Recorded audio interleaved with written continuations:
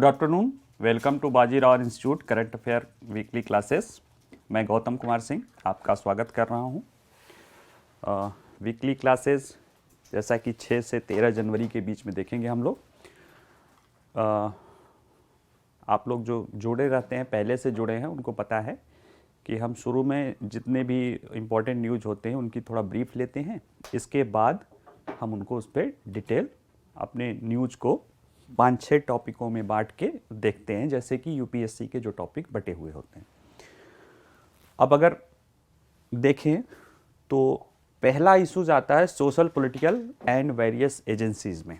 इसमें अमूमन ऐसे न्यूज़ होते हैं जो सामाजिक राजनीतिक महत्व के होते हैं और कई बार उन्हीं में बहुत सारी ऑर्गेनाइजेशंस भी जुड़े होते हैं। कई बार न्यूज़ होते हैं, नहीं होते हैं, लेकिन ये सोशल पॉलिटिकल मुद्दों से जुड़े हुए होते हैं।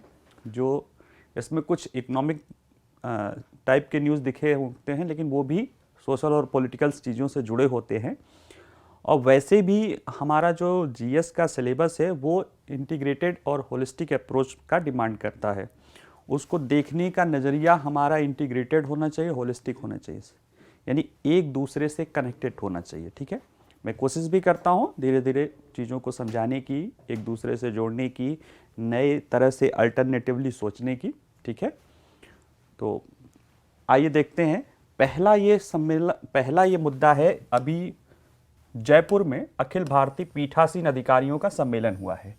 ठीक है, पीठासीन अधिकारी सदन के जो स्पीकर्स होते हैं या जो विधान परिषद के अध्यक्ष होते हैं या राज्यसभा के जो अध्यक्ष, जो हमारे यहाँ उपराष्ट्रपति महोदय हैं, इन लोगों का सम्मेलन होता रहता है। अभी हुआ है ये 83वां। इसमें कुछ बातें उभर के सामने आई है। वो बातें क्या है? जो पिछले तकरीबन 1-1.5 महीने से पब्लिक फोरम में वो बार बार बातें उठ रही हैं।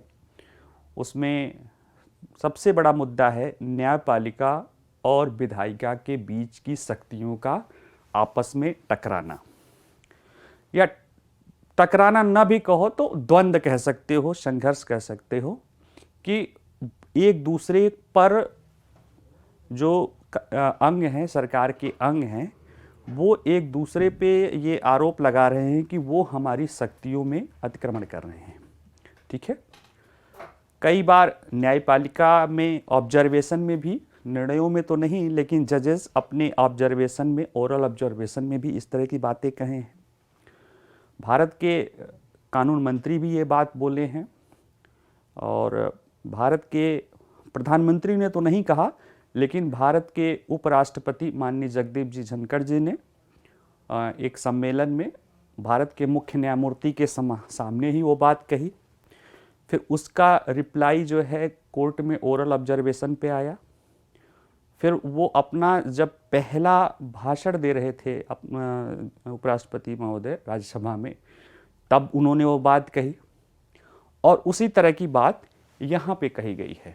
ठीक है, तो ये मुद्दा थोड़ा सा कॉम्प्लिकेटेड है, सेंसिटिव भी है। सेंसिटिव क्यों है? क्योंकि अगर देखें कि भारत के संविधान के तरफ अगर देखें तो संसदीय प्रणाली अपनाई गई है, लेकिन ये ब्रिटेन की तरफ पूर्ण संसदीय प्रणाली नहीं है जिसमें संसद संप्रभु होता है, वो कुछ भी बना सकता है। ठीक है, यहाँ पे और न ही हमारी संसदीय प्रणाली अमेरिका की तरह है जिसमें वहाँ की सुप्रीम कोर्ट को संविधान के संदर्भ में अधिकार, विशेष अधिकार दिए गए हैं। यहाँ पे एक बैलेंस लाने की कोशिश की गई है जिसमें संसदीय संप्रभुता, न्यायिक स्वतंत्रता और इन दोनों के क्रम में संवैधानिक सर्वोच्चता की बात की गई है। ठीक है, और कॉम्प्लिकेटेड तो ही है, साथ में सेंसिटिव इसलिए है कि देखा जाए तो दोनों संस्थाओं के पास, विधायिका के पास और न्यायपालिका के पास, दोनों के पास अवमानना की शक्ति है, जो कहीं ना कहीं उसके कठोर आलोचना या उस तरह की चीज़ों पर वो रोक लगाने का कार्य करती है। ठीक है, हालांकि चर्चा पर कहीं रोक नहीं है, लेकिन हाँ, आलोचना ऐसी होनी चाहिए जो दोनों संस्थाओं की गरिमा को क्षति ना पहुंचाए। ठीक है, तो हम इन्हीं बिंदुओं में रह के अपनी बात रखने की कोशिश करेंगे, चीज़ों को समझने की कोशिश करेंगे, हम ढूंढने की कोशिश करेंगे कि क्या क्या मुद्दे हैं, और कोई जवाब देने से मतलब पर बचने से पहले हम ये सोचेंगे कि क्या क्या हो सकता है, क्या क्या नज़रिया है। बाकी हम आप पे छोड़ेंगे कि आप उस पर क्या राय लेते हैं। संवैधानिक कानूनी प्रावधान भी बताएंगे, क्योंकि अब यहाँ पे कोई आम बात नहीं है। यहाँ पे एक तरफ भारत के उपराष्ट्रपति हैं जो अपनी बात करें, और जो राज्यसभा के सभापति हैं। साथ में जो ये फैसला हुआ है, ये पूरे देश मतलब देश भर की जितनी भी विधानसभा या जो भी विधायिका के अध्यक्ष हैं, उन लोगों ने एक प्रस्ताव पारित किया है, और उधर सर्वोच्च न्यायालय है, वो भी उसी तरह की राय रखी हुई है। यानी उससे ऊपर तो कोई न्यायालय है नहीं। तो दोनों शीर्ष संस्थाएं हैं, उनकी अपने मत हैं। तो ऐसे में हमारा कोई विशेष मत रखना नहीं है। हाँ, हम उन पहलुओं को और क्लियर करने की कोशिश कर रहे हैं कि एक्चुअली में मुद्दा कहाँ है, क्यों ऐसा आ रहा है, या क्या होना चाहिए। हो न हो अलग बात है, वो फ्यूचर के भविष्य के गर्त में है, लेकिन क्या होना चाहिए ये थोड़ा सा डिस्कस करेंगे। ठीक है, अगला मुद्दा है कि मुस्लिम लड़कियों की शादी की उम्र का मामला है। सुप्रीम कोर्ट में अभी सुनवाई है, इस पे सुप्रीम कोर्ट ने मनाया है। ये सोशल इश्यूज़ है। मामला है हरियाणा और पंजाब हाई कोर्ट का एक फ़ैसला है, जिसमें एक 15 साल की लड़की का विवाह का मामला है, और बच्चों के अधिकारों के लिए जो संरक्षण के लिए जो आयोग बना है NCPR, वो उस फैसले के अगेंस्ट में सुप्रीम कोर्ट में याचिका दायर किया है। सुप्रीम कोर्ट ने उस हाई कोर्ट के फैसले पर अभी रोक लगाई है और कहा कि उसको अमल में नहीं लाया जाएगा या उसका संज्ञान नहीं लिया जाएगा, और वो उस पर विचार करेगा। क्योंकि यहाँ पे एक मामला है कि पर्सनल कानून यानी व्यक्तिगत वैवाहिक सामाजिक कानून जो है धर्म का, और बच्चों का कानूनन अधिकार जो संविधान या संसद द्वारा दिया गया है, उनमें आपस में टकराव हो रहा है। तो ये मुद्दा कहें कि अगर देखा जाए तो दो अधिकारों का मुद्दा है, एक बच्चों के अधिकारों का मुद्दा है, दूसरे धर्म के व्यक्तिगत अधिकारों का मुद्दा है। ठीक है, तो ये भी थोड़ा सा कॉम्प्लिकेटेड चीज़ें हैं, इसको भी समझने की कोशिश करेंगे। ठीक है, एक अगला जो न्यूज़ है वो है कि SBI ने और एक SBI इकोरैप ने एक सर्वे किया है और बताया है कि कोरोना काल के दौरान सरकार की जो विभिन्न कल्याणकारी योजनाएं हैं, उसने गरीब परिवारों के पास लगभग 75,000 रुपये का एक टोटल उसने जो अंदाज लगाया कि जितनी सरकारी योजनाएं चल रही हैं, प्रतिवर्ष हर गरीब परिवार को 75,000 की सहायता मिल रही है। इस सहायता से हो क्या रहा है? इस सहायता से हो ये रहा है कि जो लोगों में आय की असमानता है वो घटी है, यानी कि अमीर गरीब के बीच में जो आय का अंतर है वो घटा है। यानी आय के अंतर को जो नापने का गिनी कोफिशिएंट होता है वो कम हुआ है, उसका परसेंटेज कम हुआ है। गिनी कोफिशिएंट में 0 माना जाता है कि बिल्कुल असमानता नहीं है, जो आय और उसका वितरण है बिल्कुल समान है, और 100 है यानी बिल्कुल असमान व्यवस्था है।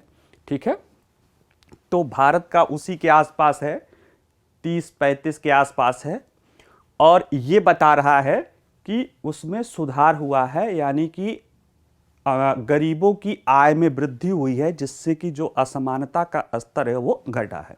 ठीक है, तो इसको भी देख लेंगे। फिर एक अगला न्यूज़ है कि प्रधानमंत्री की अध्यक्षता में नई दिल्ली में मुख्य सचिवों का राष्ट्रीय सम्मेलन हुआ है। ये दूसरा राष्ट्रीय सम्मेलन, राष्ट्रीय लेवल का मुख्य सचिवों का सम्मेलन है।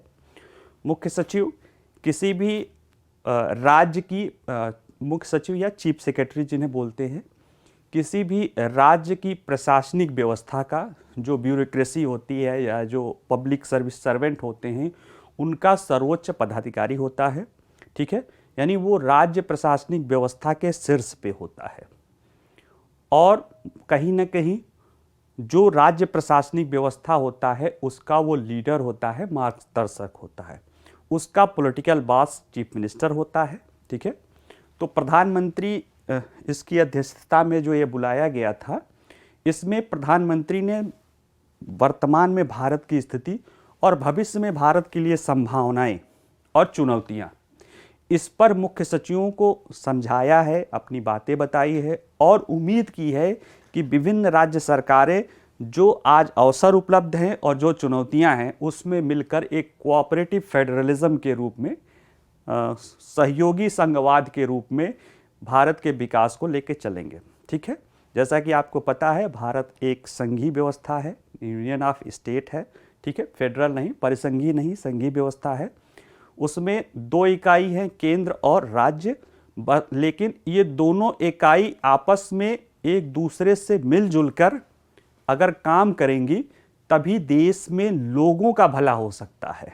ठीक है, तो उसी व्यवस्था को बढ़ाने का एक अनौपचारिक तंत्र माना जाता है। इस तरह के जो राज्यों के शीर्षों की प्रमुखों का और केंद्र स्तर पे जो सम्मेलन चलता रहता है, जैसे मुख्य सचिवों का सम्मेलन है, इसी तरह से लगभग हर साल डीजीपी आईजीपी का सम्मेलन होता है गृह मंत्री की अध्यक्षता में। उसमें लॉ एंड ऑर्डर के मुद्दों पर आपस में सहयोग बनाने की कोशिश की जाती है। ठीक है, अगला जो इशू है ये बहुत प्रमुख इशू है। अगर हम देखें डेवलपमेंट और इकोनॉमिक इशू के रूप में, इसमें पहला ही है भारत की ऊर्जा सुरक्षा रणनीति के विभिन्न आयाम। एक न्यूज़ अभी पीआईबी पे आई थी, उसमें जो भारत के पेट्रोलियम मंत्री हैं उन्होंने बताया कि भारत, चूँकि आपको ये इतना तो पता ही होगा कि अपने ऊर्जा ज़रूरतों के लगभग 80%, अन्य 79%, 77% के लिए आयात पे या बाह्य स्रोतों पर निर्भर है। ऐसे में आज जब देश तेजी से विकास कर रहा है तो ऊर्जा सुरक्षा किसी भी देश के लिए बहुत महत्वपूर्ण पहलू होता है। ठीक है, और उसको सुरक्षा के लिए रणनीति बहुत महत्वपूर्ण होती है। यानी कि सुरक्षा रणनीति क्या होता है, किसी देश की सुरक्षा की प्राप्ति के लिए जो दीर्घकालीन उपाय होते हैं उसको रणनीति कहते हैं। डिफेंस के टेक्नोलॉजी में जो दीर्घकालीन उपाय होते हैं उसको, दीर्घकालीन नीतियां या उपाय होते हैं उसे रणनीति कहते हैं। ठीक है, तो इसमें भारत के ऊर्जा सुरक्षा की रणनीति के संदर्भ में चर्चा की जाएगी और इसी में बता रहे हैं वो पेट्रोलियम मंत्री जी कि जो भारत वर्तमान समय में जो ऊर्जा संकट है विश्व के समक्ष, वो 1973 के बाद का सबसे बड़ा संकट है। ठीक है, लेकिन भारत उसको बेहतर रूप से डील करने में सक्षम रहा है और इतने विकट परिस्थितियों के बावजूद भी अपने अर्थव्यवस्था के लिए जरूरी संसाधन, ऊर्जा संसाधन उपलब्ध कराता रहा है और वो भी सस्ते दर पे। ठीक है, तो ये हमारी कूटनीति की सफलता भी कह सकते हैं और ऊर्जा संरक्षण, ऊर्जा सुरक्षा रणनीति के का भी सफलता कह सकते हैं। और भविष्य के लिए भी हम क्या कह रहे हैं उसमें भी ये देखेंगे, इसलिए ये महत्वपूर्ण है। ठीक है, और हमारे अगर देखे जाए तो पेपर 3 में जो आधारभूत संरचना है उसमें ऊर्जा बहुत महत्वपूर्ण चीज़ होती है। ठीक है, वो जैसे आज हम बोल रहे हैं, चल रहे हैं, खा पी रहे हैं, तो जो हम खाना पीना भोजन लेते हैं ना, ये हमारे लिए ऊर्जा है। अगर ये न मिले तो हम क्या चल पाएंगे? नहीं। उसी तरह से किसी भी देश की अगर अर्थव्यवस्था को मानो कि एक शरीर है, तो जो ऊर्जा संसाधन है वही जो खाना पीना हम खा पीते हैं वही है। ठीक है, तो हमारे लिए जितना महत्वपूर्ण खाना पीना है, फूड है, उतना ही महत्वपूर्ण अर्थव्यवस्था के लिए एनर्जी सिक्योरिटी है। ठीक है, इसलिए वो बहुत महत्वपूर्ण है, उसको हम समझने की कोशिश करेंगे। ठीक है, एक अगला न्यूज है, सड़क निर्माण में निजी क्षेत्र को अधिक अवसर देने के लिए हाइब्रिड मॉडल में हिस्सेदारी घटा सकती है सरकार। फिर वही पेपर 3 में इकोनॉमी वाले पहलू में अवसंरचना इंफ्रास्ट्रक्चर में रोड बहुत महत्वपूर्ण पहलू है। रोड को कहते हैं कि रोड या जो रोड और कम्युनिकेशन टेक्नोलॉजी को कहते हैं, जैसे हमारे शरीर में ब्लड वेसल्स होते हैं, धमनियाँ, सिराएं होती हैं, वही काम इनका करता है। ये जितनी, जैसे हमारे शरीर में सेनाएं जितनी बड़ी, मतलब उसमें ब्लड का आवागमन जितना आसानी से हो सकता है, हमारा शरीर उतना स्वस्थ होगा। तो उसी तरह से अर्थव्यवस्था में रोड, रेलवे, अन्य इंफ्रास्ट्रक्चर यानी जो आवागमन के साधन हैं वो जितने बेहतर होंगे, जितना आसानी से परिवहन हो सकता है और जितने सस्ते तरीके से हो सकता है, वो उस किसी भी अर्थव्यवस्था के लिए उतना ही ज़्यादा क्या है, बेहतर होगा। ठीक है, आपको नेशनल लॉजिस्टिक पॉलिसी आप समझ में पढ़े होंगे, जिसमें कि लॉजिस्टिक खर्चा अभी भी 13.5-14% है और भारत इसे घटा के जो है वो 8 से 10% के बीच में लाना चाहता है, यानी कि टोटल खर्चे में हम 4 से 5% अपनी बचत करना चाहते हैं। इससे एक तरफ प्रदूषण कम होगा, दूसरे तरफ हमारी जो वस्तुएं होंगी वो सस्ती होंगी, तो उसका जो है निर्यात में हमको फ़ायदा मिलेगा। ठीक है, और सस्ती वस्तुएं होंगी तो घरेलू स्तर पर भी फ़ायदा होगा और निर्यात के भी स्तर पे फ़ायदा होगा। ठीक है, अगली न्यूज़ है, ये एक पॉजिटिव न्यूज़ है। इसमें positive plus negative news. Plus negative news इसलिए कह रहे हैं क्योंकि ये global economic prospective report world bank की आई है। कई बार यूपीएससी के प्री में पूछता है कि आईएमएफ की कौन कौन सी रिपोर्ट आती है, विश्व बैंक की कौन सी आती है, एडीबी के एशिया डेवलपमेंट बैंक की कौन सी आती है, आरबीआई कौन सा रिपोर्ट देती है। तो थोड़ा ये सब भी आप लोग देखते रहिएगा। तो इसमें ये कहा गया है कि वैश्विक जो आर्थिक परिदृश्य है वो बड़ा चिंताजनक है, मतलब वो खतरनाक मंदी की तरफ विश्व बैंक इशारा कर रहा है। और वो कह रहा है कि जो अमेरिका है, जो चीन है, जो यूरोप है, या जो अन्य बड़े देश हैं, जो विकसित या बड़े देश हैं, उनकी स्थिति, उनमें विकास दर की स्थिति गंभीर बनी हुई है। ठीक है, लेकिन वो उसका मानना है कि इन सारी चुनौतियों के बावजूद भी जो दुनिया के 7 बड़ी तेजी से उभरती हुई अर्थव्यवस्थाएं, या जो दुनिया के 7 बड़े अर्थव्यवस्थाएं हैं जो तेजी से बढ़ेंगे अगले साल या इस साल, उसमें भारत नंबर 1 पे रहेगा। ठीक है, तो चुनौती इसलिए है क्योंकि वैश्विक स्तर पे ये चिंता बनी हुई है, और उसमें सकारात्मक इसलिए है कि इस चुनौती के बावजूद भी भारत एक उम्मीद की किरण बना हुआ है। ठीक है, अब अगर वो चुनौती नहीं रहती तो और तेज बनता, लेकिन अच्छाई ये है, इसमें अच्छाई ये है कि उन चुनौतियों के बावजूद भी भारत, विश्व बैंक उसके बावजूद भी उसका मानना है कि भारत 6.6% के विकास दर से तो बढ़ेगा ही बढ़ेगा। ठीक है, जबकि वो अपने विश्व के विकास दर को 3% से लाके 1.7% कर दिया, यानी कि लगभग उसमें 40 से 40% की कमी कर दी, लेकिन भारत की विकास दर को वो 6.6% पे अभी बना हुआ मान रहा है। ठीक है, तो ये एक अच्छी चीज़ है जिस पे हम मुस्कुरा सकते हैं, लेकिन हमें कॉशियस रहने की ज़रूरत है। ठीक है, अगला जो है issues related to internal securities में हम देखते हैं। इसमें देखते हैं कि अभी केंद्र सरकार ने कुछ आतंकवादी संगठन हैं, आपको पता होगा, जैसे उसमें लश्कर तोयबा, जैसे मोहम्मद, ये सब बड़े संगठन हैं, अल-कायदा, हिजबुल मुजाहिदीन, ये सब अमेरिका से ऑपरेट होते हैं और वो सब बैंड हैं। वो लोग भारत में ऑपरेट करने के लिए एक प्रॉक्सी या छद्म संगठन बना लेते हैं, जो एक्चुअल में उन्हीं के ही क्या रहते हैं, एक विस्तार रहता है। ठीक है, और ये संगठन अपना जो उस पर आतंकवादी संगठन का लेबल होने के बाद जो वो कार्य नहीं कर पाते हैं या चंदा आदि नहीं ले पाते हैं, वो ये आसानी से ले सकते हैं और कहते हैं ना कि लोकतंत्र की आड़ में अपना जहरीला आतंकवादी चलाते रहते हैं। ठीक है, इसी को ध्यान में रख के, इस चुनौतियों को देखते हुए, इन जो प्रॉक्सी समूह हैं उनमें से 2 प्रॉक्सी समूहों को सरकार ने यूपा के तहत क्या कर दिया है, प्रतिबंधित कर दिया है, आतंकवादी संगठन बना दिया है, और उससे जुड़े और 1-2 और लोगों को आतंकवादी घोषित कर दिया है। ठीक है, तो इसको भी हम देखेंगे।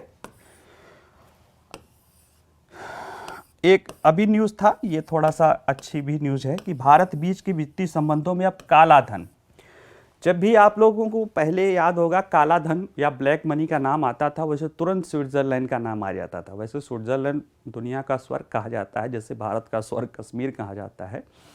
लेकिन वो तो चलो घूमने फिरने के लिए है ही है, लेकिन एक दिमाग में आता था स्विस बैंक, स्विस अकाउंट, ठीक है, कि जो भी काला धन है वो दुनिया का काला धन स्विस बैंक में जाता है, क्योंकि वो बहुत गोपनीय बैंक रहते थे, वो सूचनाएं नहीं देते थे। हालांकि दुनिया का दबाव पड़ा सभी देशों ने, उसमें भारत का भी योगदान था, उसने कोशिश की और 2018 में भारत और स्विट्ज़रलैंड के साथ एक समझौता हुआ, जिस समझौते के तहत जो भी भारतीय खाते वहाँ होंगे उससे जुड़ी हुई सारी सूचनाएं ऑटोमेटिक रूप से अब वहाँ के बैंक भारत सरकार को या भारत की एजेंसियों को सौंपेंगे। ठीक है, तो उससे ये होगा कि हम जान पाएंगे कि हमारे यहाँ की किस व्यक्ति का उसमें बिजनेस, बड़े ही लोग रहते थे और छोटे लोग कहाँ, हमारे जैसे लोग कहाँ जाएंगे स्विट्ज़रलैंड में खाते खुलवाने के लिए, बड़े लोग जाते थे, उनके बारे में पता चल सकेगा कि कौन लोग कितना पैसा वहाँ पे जमा किए हैं, क्या किए हैं। ठीक है, जैसे कि एक मामला था कि अनिल अंबानी यहाँ पे अपने को दिवालिया घोषित करने के कगार पे स्थिति हो गई है, जबकि उनका कई सौ करोड़ रुपया स्विस बैंकों में जमा है। ठीक है, अगर वो समझौता नहीं होता तो ये बातें हम नहीं जान पाते हैं। ठीक है, तो ये कहीं ना कहीं ब्लैक मनी का जो मुद्दा था भारत और स्विट्ज़रलैंड के संबंधों में, वो अब समाप्त हो चुका है। यही बातें स्विट्ज़रलैंड के राजदूत ने अभी अपने इंटरव्यू में स्वीकारा है। ठीक है, तो थोड़ा सा आंतरिक सुरक्षा और मनी लॉन्ड्रिंग के पर्सपेक्टिव में हम देखेंगे इसको। ठीक है, अगला जो 3-4 न्यूज़ है, 5 न्यूज़ है, उसमें अगर देखिए तो अभी प्रवासी भारतीय दिवस मनाया गया है इंदौर में, मध्य प्रदेश के इंदौर शहर में मनाया गया है। ठीक है, 17वां प्रवासी भारतीय दिवस। इसमें हम समझेंगे कि क्यों मनाया जाता है, क्या फ़ायदे हैं, किन्हें प्रवासी कहेंगे। ठीक है, तो वो डिटेल में देखेंगे। इसके बाद पिछली बार भी हमने पढ़ा था कि 29 दिसंबर से भारत ऑस्ट्रेलिया आर्थिक सहयोग और व्यापार समझौता लागू हो गया है। ये भारत को कैसे सहयोग देगा ये हमने वहाँ भी समझाया था। उसके बाद अभी जस्ट वाणिज्य मंत्रालय ने अपने PIB के मार्फत इस पर पूरा डिटेल आर्टिकल उसमें लिखा है, बताया है कि कैसे उसमें क्या क्या है, भारत को कैसे फ़ायदा होगा, ऑस्ट्रेलिया को कैसे फ़ायदा होगा। ठीक है, तो ये एक महत्वपूर्ण समझौता है। इसमें जो समझे हैं वो तो समझे हैं, थोड़ा और बताएंगे और थोड़ा डिटेल में और दिखाएंगे। ठीक है, इसी तरह से भारत में पहला जो है virtual voice of global south शिखर सम्मेलन हो रहा है। साउथ कभी चर्चा किए होंगे, नहीं किए होंगे तो सुन लीजिए कि दक्षिण उत्तर का मामला होता है। विकासशील और अल्प विकसित देशों को दक्षिण साउथ कंट्री बोलते हैं, और जो विकसित और डेवलपमेंट कंट्री हैं उनको नॉर्थ कंट्री, उत्तर दक्षिण का विवाद। ठीक है, ये एक्चुअल में अगर आप देखेंगे विषुवत रेखा जो धरती को बीच से बांटती है, उसके साउथ का साउथ, उसके यानी विषुवत रेखा के नीचे का साउथ बोला जाता है, उसके ऊपर का नॉर्थ। तो जितने ज़्यादातर जो अल्प विकसित देश हैं या विकासशील देश हैं वो दक्षिण में, विषुवत रेखा के दक्षिण में स्थित हैं। ठीक है, भारत तो ऊपर है, लेकिन उस स्थिति को लेके जो परिभाषा में ये उसमें शामिल हो जाता है। ठीक है, तो उससे बटा हुआ है, उसको लेके एक जनरल परिभाषा जो विकासशील या अल्प विकसित देश है उनके लिए वो दक्षिण देश कहा जाने लगा है। डिप्लोमेटिक में एक परंपरा के आधार पे हो गया है, कोई पारिभाषिक शब्दावली नहीं है। उसी का ये सम्मेलन है, वर्चुअल सम्मेलन था, भारत ने किया है उसके नेतृत्व में। चूँकि भारत इस समय G20 का अध्यक्ष है। G20 जैसे आपको पता होगा कि उसके प्रोफाइल से ही कि दुनिया के 20 सबसे शक्तिशाली देशों का संगठन है, और जब भारत को G20 की सदस्यता मिली थी तभी भारत ने अपनी बात कही थी कि भारत G20 के देशों में, G20 के सम्मेलन के रूप में सिर्फ अपनी बात नहीं कहेगा, अपने साथ अपने भारत जो है, जो दुनिया के पिछड़े देश हैं यानी जिन्हें दक्षिण के देश कहेंगे, उनकी भी आवाज़ बनने की कोशिश करेगा और वैश्विक व्यवस्था को इस तरह बनाएगा कि वैश्वीकरण का फ़ायदा पूरे विश्व के लोगों, खास तौर से दक्षिण के देशों या कमज़ोर देशों को भी समान रूप से मिल सके। ठीक है, इसलिए ये इम्पॉर्टेंट है। ठीक है, देखेंगे इसको। इन्वायरमेंट में कोई बहुत महत्वपूर्ण न्यूज नहीं है, लेकिन एक चर्चा था कि नील कुरंजी को संरक्षित करने के लिए इसको संरक्षित पौधों की सूची में डाला गया है। नील कुरंजी एक पौधे की प्रजाति, पौधे के झाड़ी की प्रजाति, फूलों की, जो नीलगिरी पर्वत पे पाई जाती है। ठीक है, और ये साल में 12 साल बाद ये फूलता है। जब फूलता है तो पूरा वो इलाका नीला हो जाता है। उसी के लिए उसका नाम जो है नीलगिरी पर्वत स्थानीय लोगों ने दिया है। तो क्यों डाला गया, क्या है, इसको थोड़ा सा डिटेल में देख लेंगे। साइंस एंड टेक्नोलॉजी में अगला एक न्यूज़ है कि फ्लोटिंग सौर ऊर्जा तकनीकी आधारित पनबिजली पैदा करने में मदद कर सकती है। एक न्यूज़ आया था न्यूज़पेपर में, द हिंदू में, कि जो वाटर रिजर्वियर हैं, यानी जो डैम आदि बने हुए हैं पानी बिजली उत्पादन करने के लिए, अगर उनमें जो है भारत में अगर उनमें 10% पे भी अगर फ्लोटिंग सोलर सेल लगा दिया जाए तो उससे जितनी बिजली निकल सकती है उतनी जो अभी भारत सारे स्रोतों से जो उत्पादन कर रहा है उससे वो बराबर कर लेगा, सिर्फ 10% स्रोतों से। ठीक है, तो ये कौन सी तकनीकी है, इसके क्या पॉजिटिव पक्ष है, क्या नेगेटिव पक्ष है, क्या इसकी संभावनाएं हैं, क्या इसमें और हो सकता है, इसको हम देखने की कोशिश करेंगे। ठीक है, चलिए अब थोड़ा डिटेल में देखते हैं न्यूज़ को। पहला ही न्यूज़ है हमारा 63वां अखिल भारतीय पीठासीन अधिकारियों का सम्मेलन। ठीक है, पहले देखते हैं कि ये सम्मेलन कहाँ हुआ था। 11 जनवरी को जयपुर में शुरू हुआ था। ये प्री का मुद्दा है। वैसे भी यूपीएससी में इस तरह के प्री के क्वेश्चंस नहीं आते हैं, फिर भी अदर स्टेट के दे रहे होंगे तो देख लीजिएगा। ठीक है, इसमें उपराष्ट्रपति तथा राज्यसभा के सभापति दोनों एक ही, अलग अलग नहीं है, एक ही पद होता है। जो भारत का उपराष्ट्रपति होते हैं या होती हैं वो राज्यसभा के पदेन सभापति होते हैं। ठीक है, पदेन अध्यक्ष होते हैं, यानी उसको ठीक है सभापति बोल देते हैं। तो श्री जगदीप धनखड़ हैं, ये वर्तमान समय में ये वैसे तो उपराष्ट्रपति का पद एक तरह से कहा जाता है कि सेरेमोनियल ही होता है और उनकी भूमिका राज्यसभा के सभापति के रूप में ही होती है, सब कुछ होता है, या जब राष्ट्रपति नहीं रहते हैं उनकी अनुपस्थिति में राष्ट्रपति के रूप में उनकी भूमिका होती है। लेकिन ये वर्तमान समय में उपराष्ट्रपति महोदय ने एक नया बहस छेड़ दिया है। वो बहस है कि न्यायपालिका और विधायिका के बीच की जो टकराहट है या जो अधिकारों का मामला है उसमें ही इनका कहना है कि न्यायपालिका अपनी सीमा में रहे, विधायिका अपनी सीमा में रहे, कार्यपालिका अपनी सीमा में रहे, संवैधानिक प्रावधान के अनुसार। ठीक है, ये वही बात वो अलग अलग मंचों पे कहते रहे हैं, यहाँ पे भी वो वही बात कह रहे हैं। वे कह रहे हैं क्या कि भारत को लोकतंत्र का जनक बता रहे हैं, जनक बताया और जोर देकर कहा कि लोकतंत्र की मूल भावना ही जनमत का आदर है और जन कल्याण सुनिश्चित करना है। ठीक है, लोकतंत्र की मूल भावना क्या है? जनमत का आदर और जन कल्याण सुनिश्चित करना। जनमत का आदर, जनमत कैसे प्रकट होता है लोकतंत्र में? उसमें चुनाव द्वारा होता है और चुनाव द्वारा जो विधायिका चुनी जाती है संसदीय लोकतंत्र में, वही इनका मानना है और वो सच्चाई भी है कि लोगों के प्रति जो है अगर देखा जाए डायरेक्टली रूप से तो केवल जो है विधायिका, यानी विधायिका में लोकसभा या राज्यसभा, लोकसभा और विधानसभा के जो सदस्य होते हैं वही ही जनता के द्वारा चुने जाते हैं। 5 साल में जनता द्वारा इच्छा से चुने जाते हैं। बाकी जो भी पद होता है, अगर बाकी का जो पद होता है वो उन सदस्यों के द्वारा चुने जाते हैं, यानी प्रधानमंत्री, मंत्रिपरिषद के जो भी सदस्य होते हैं ये सब उन्हीं सदस्यों द्वारा चुने जाते हैं। ठीक है, राज्यसभा के सदस्य भी उन्हीं सदस्यों से चुने जाते हैं। तो अगर मोटे तौर पे प्रत्यक्ष या अप्रत्यक्ष मान लेते हैं तो जो विधायिका है, चाहे ऊपरी सदन चाहे निचली सदन, वो जनता द्वारा चुनी जाती है, जनता के प्रति उत्तरदायी होती है और जनता के मतों की अभिव्यक्ति करती है।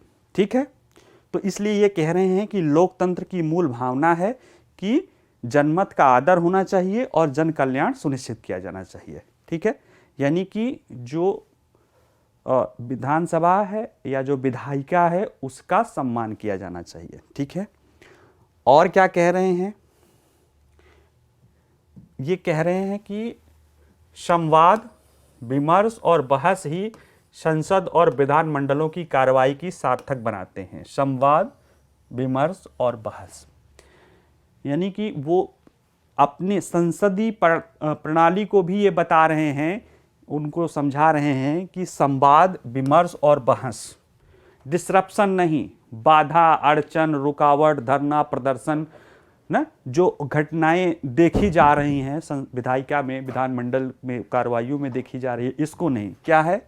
संवाद, विमर्श और बहस। और वो कहते हैं कि जनप्रतिनिधियों को हमारी संविधान सभा से प्रेरणा लेनी चाहिए कि लगभग 3 वर्षों में 11 सत्र हुए थे और एक भी व्यवधान की घटना नहीं हुई थी। वो कह रहे हैं कि हमारे जनप्रतिनिधियों को संविधान सभा से सीख लेनी चाहिए कि उस समय 3 साल में, लगभग 3 साल में 11 सत्र हुए थे और एक भी व्यवधान की घटना नहीं आई थी। यानी वो चिंता व्यक्त कर रहे हैं विधायिका में जो सत्रों में के दौरान हो हल्ला, चिल्लम, वो जो चोट होती है, मारपीट की भी नौबत आ जाती है, माइक तोड़ना, उखाड़ना, और व्यवधान तो होते रहते हैं। ठीक है, वो कहते हैं कि मूल क्या है? संवाद, विमर्श और बहस। ठीक है, तो कहीं ना कहीं ये बता रहे हैं कि एक तो बता रहे हैं कि संसद के महत्व को, दूसरा बता रहे हैं कि अगर संसद का महत्व के लिए जरूरी है कि ये चीज़ें होनी चाहिए, संवाद, विमर्श और बहस, और व्यवधान की घटना नहीं होनी चाहिए।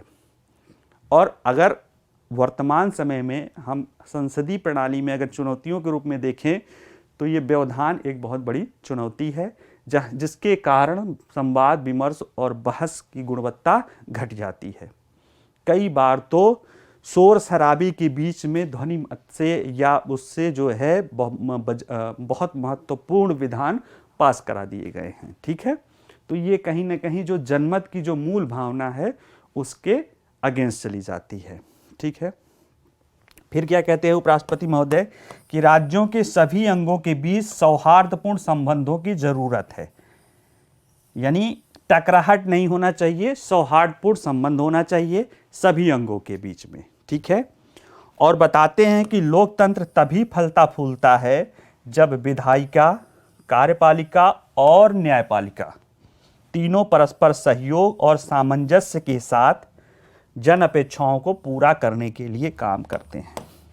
ठीक है, मैं पीछे भी बताया हूं, वर्तमान में अभी भी बता रहा हूं, यही बात संविधान सभा का भी कहना है कि यही बात कि जब हमारे सामने मूल उद्देश्य रहेगा आम लोगों की भलाई, लोगों का कल्याण, फिर ये जो टकराहट है ना, वो टकराहट कब होती है? संघर्ष, कोई कॉन्फ्लिक्ट होना कोई बुरी बात नहीं है, लेकिन वो टकराहट में जब बदल जाती है, जब हम उसको ईगो का प्रश्न बनाने लगते हैं कि हम बड़े कि तुम बड़े, जबकि यहाँ पे क्या होना चाहिए कि जनता का हित सबसे बड़ा, जनता या लोगों का हित सबसे बड़ा पैरामाउंट होता है, और वो संविधान के रूप में दिखाई देता है। ठीक है, और संविधान भी क्या है कि समय के साथ साथ उसमें नई नई अच्छाई, सकारात्मक चीजें जुड़ती जाती हैं। ठीक है, नई नई सकारात्मक चीजें संविधान में जुड़ती जाती है, इसीलिए संविधान सभा ने संविधान में परिवर्तन की गुंजाइश छोड़ी थी। ठीक है, तो वो भी कोई जड़ दस्तावेज नहीं है, जैसी जैसी परिस्थितियां बने उस अनुसार जो नवीन चीजें आए, नवीन सकारात्मक मूल्य आए, वो संविधान में जरूर शामिल होने चाहिए। ठीक है, क्या कहते हैं फिर? वो कहते हैं कि किसी भी लोकतांत्रिक समाज में जनमत की प्रधानता उसके मूल ढांचे का भी मूल आधार है। अब ये बात क्या कह रहे हैं, इसको समझिए। केशवानंद भारती वाद आया था, उसमें माननीय सर्वोच्च न्यायालय ने एक संविधान के मूल ढांचे की बात कही है। उसमें कहा है कि संसद अपने संविधान संशोधन की शक्ति के द्वारा संविधान में संशोधन कर सकती है, लेकिन उसके मूल ढांचे में संशोधन नहीं कर सकती है, क्योंकि संसद भी संविधान से बनी है। तो संविधान से बनी संस्था संविधान में ऐसा संशोधन नहीं कर सकती है जिससे वो संविधान ही समाप्त हो जाए। तो उसको आधार बनाते हुए कि कुछ ऐसी चीज़ें हैं संविधान में जो उसका बेसिक स्ट्रक्चर है, उसको परिवर्तित नहीं किया जा सकता है। तो बेसिक स्ट्रक्चर की अवधारणा जो है केशवानंद भारती बाद में 1973 में दिया गया था, आज से 50 साल पहले। ठीक है। हालांकि उसी में धनखड़ जी ने कहा कि ये गलत फैसला था। उसने जो है न्यायपालिका ने उसी वाद के बाद से जो है संसद की या विधायिका की शक्तियों पर क्या किया है, छीन लिया था। ठीक है। वो दूसरा मुद्दा है, वो उनका अपना व्यक्तिगत मत हो या सरकार जो भी मत हो, वो बात की बात है, लेकिन अभी हम उसमें नहीं पड़ेंगे। उन्होंने कहा कि ये मूल ढांचा है। ठीक है। तो ये सारी एक तरह से देखा जाए कि इसी के आधार पे जो है वो उसमें पूरा हुआ। और उसके बाद जो निष्कर्ष आया है वो देखने वाली महत्वपूर्ण चीज़ है।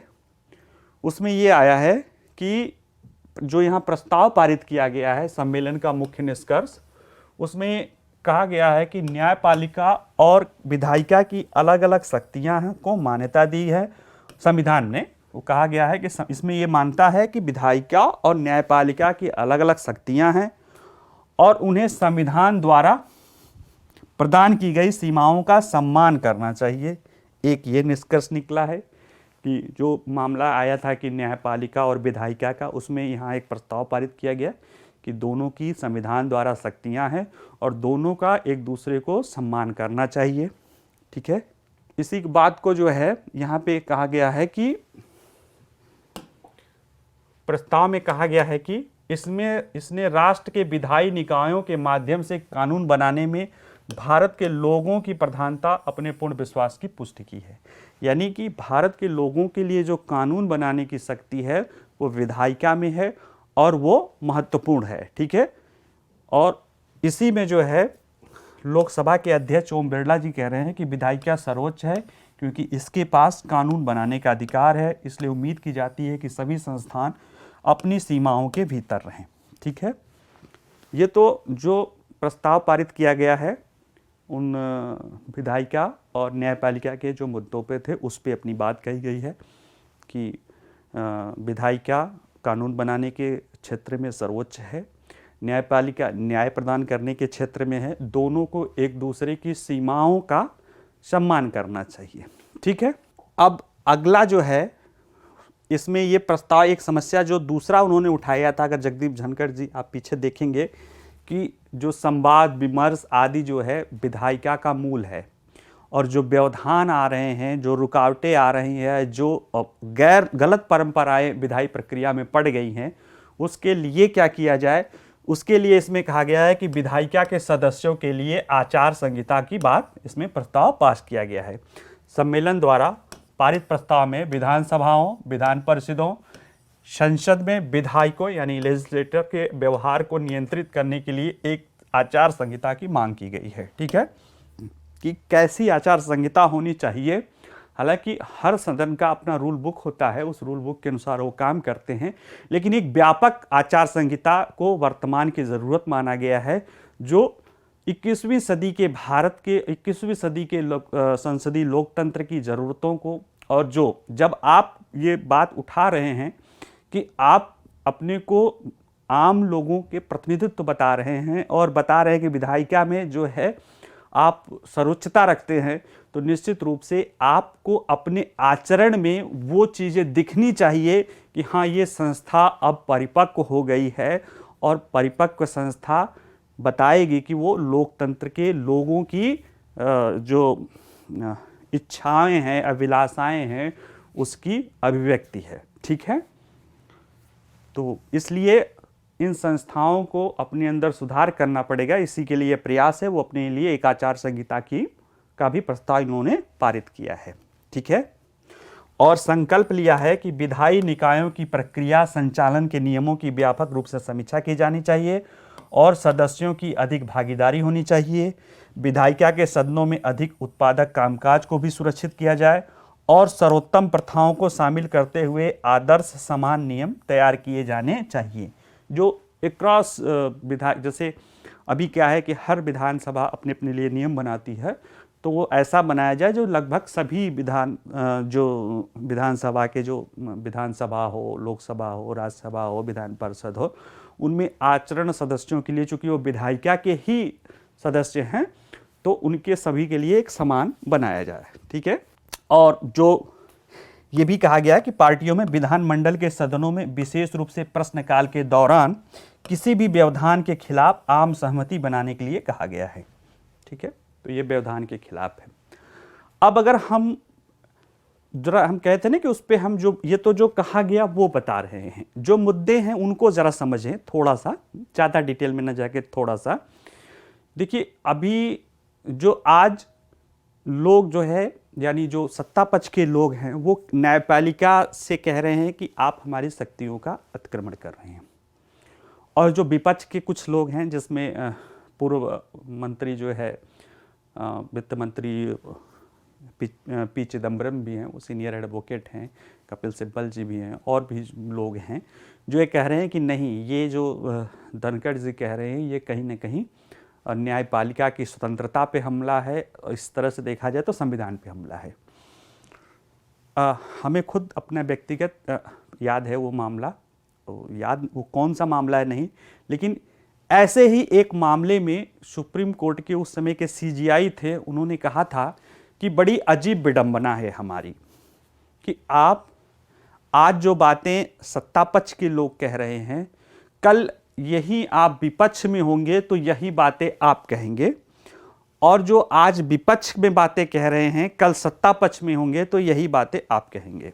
कहने का मतलब समझिए, उस समय ये कहा गया था कि न्यायपालिका जो है हमारे अधिकारों में हनन कर रही है, और ये कहने वाले उस समय तत्कालीन यूपीए सरकार थी, यूपीए सरकार के लोग कह रहे थे, और आज यूपीए सरकार के लोग न्यायपालिका से इस सरकार के उसमें कर रहे हैं।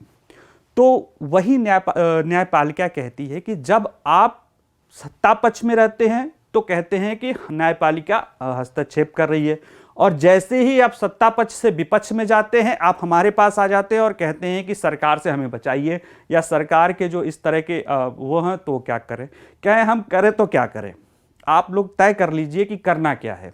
ठीक है। और सच्चाई भी है कि जैसे विधायिका कई मामले, जब विधानसभा में जो विधानसभा अध्यक्ष को जो है दल बदल कानून के तहत अधिकार मिले हुए हैं, अभी भाजपा या सत्ता पक्ष के लोग कह रहे हैं कि नहीं, ये विधायिका के मामले में हस्तक्षेप है। अगर पीछे जाके वो मामला देखें, अभी जस्ट मामला देखें यहाँ का महाराष्ट्र का, या इसके पहले कर्नाटक का, तो कोर्ट जाने वाले में भी यही बात वहाँ पे रखी गई थी कि विधानसभा अध्यक्ष गलत कर रहे हैं और सुप्रीम कोर्ट न्याय कर दे। बात समझ में आ रहा है? तो ये मुद्दा इतना सरल नहीं है।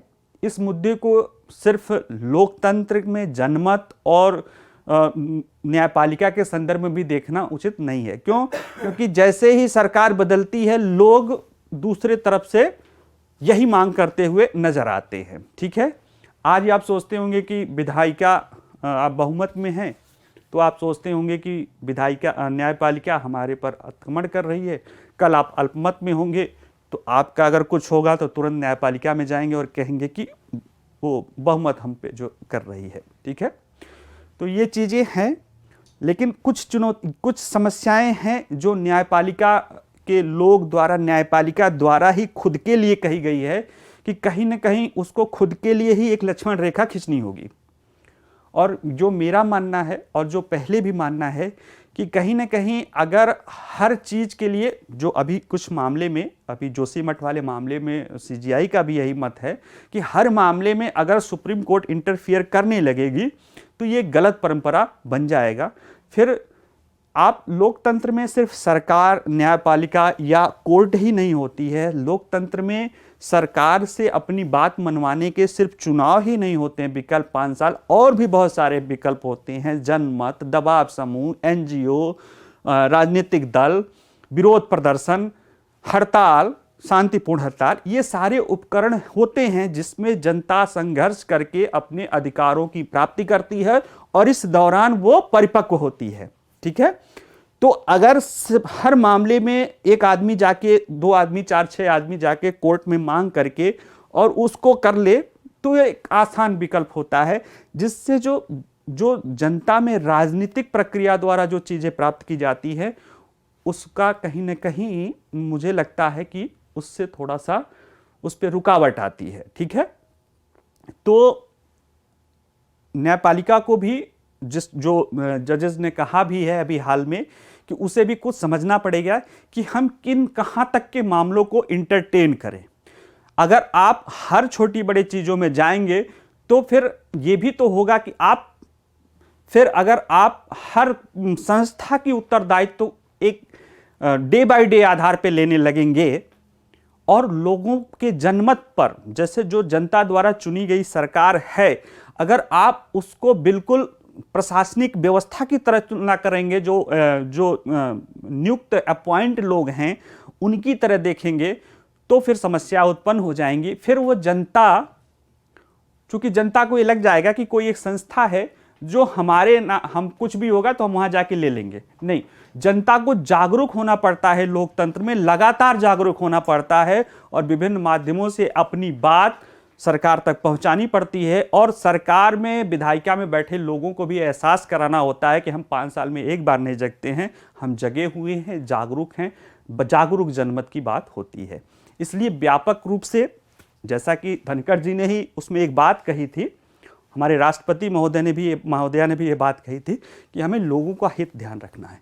जहां बहुत महत्वपूर्ण मुद्दा हो उसमें कहीं भी रोक नहीं है, क्योंकि हमारे पास हमारे मौलिक अधिकारों की बात है, बहुत सारी चीजें हैं, उसके लिए हम सीधे सुप्रीम कोर्ट में जाते हैं, हमारा संवैधानिक अधिकार है, उसको रोका नहीं जा सकता है। ठीक है, और जहां पे दो राज्यों की विवाद हो, दो संस्थाओं का विवाद हो, निश्चित रूप से उसमें न्यायपालिका हस्तक्षेप करेगी। लेकिन दिन प्रतिदिन के मामले में, दिन प्रतिदिन के प्रशासन के मामले में, छोटे छोटे मामलों में कि किसकी नियुक्ति होगी, क्या होगा, कैसे होगा, ये प्रथाएं हैं, निश्चित रूप से ये चीजें मुझे लगता है कि कहीं ना कहीं लोकतंत्र को मजबूत होने में रोकती है। हम कमजोर तो नहीं कहेंगे, लेकिन लोकतंत्र जो संघर्ष के साथ मजबूत हो सकता है, उसको कहीं ना कहीं ये रुकावट पैदा हो रही है, ये आसान विकल्प दे रही है। ठीक है, तो मेरा मानना ये है, और जैसा कि अभी सुप्रीम कोर्ट के मतलब भारत के सीजीआई ने भी कहा कि हर मामले में सर्वोच्च न्यायालय का इंटरफियर जरूरी नहीं है, और लेकिन हाँ, जहाँ जरूरी होगा वहाँ इंटरफियर किया जाएगा। विधायिका को भी अपनी बात समझ में आ गई है कि कहीं ना कहीं उसका आचरण, उसकी बहस की गुणवत्ता कम हुई है, इसलिए उसने भी प्रस्ताव पास किया है कि अपने लिए आचार संहिता, नीति शास्त्र की बात किया जा रहा है। तो अभी जहाँ तक मेरा मानना है, मैं बहुत पॉजिटिव हूँ, आपको भी रहना चाहिए कि ये जो चीज़ें होती हैं, इसमें से ये समुद्र मंथन है, इसमें से कुछ न कुछ अच्छाइयाँ भी निकलेंगी, कुछ न कुछ बुराइयाँ भी निकलेंगी।